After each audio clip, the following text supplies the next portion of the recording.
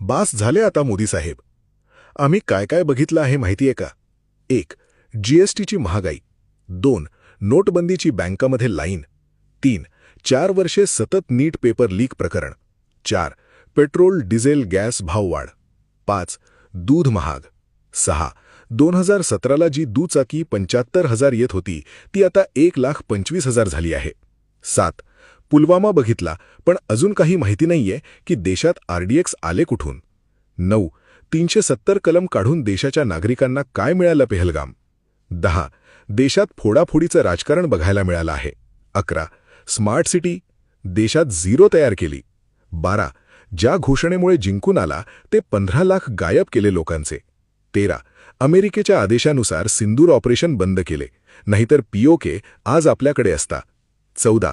अमेरिकेच्या आदेशानुसार आपण आज रशिया आणि इराणकडून स्वस्त तेल खरेदी करू शकत नाही, त्यामुळे देशात सगळ्या गोष्टींचा तुटवडा जाणवत आहे. 15. त्यामुळे देशाला महाग तेल व्हॅन्यूज अमेरिकाकडून तेल खरेदी करावा लागत आहे. 16. आज देशातून कितीतरी विदेशी निवेदक आपला फंड काढत आहे. 17.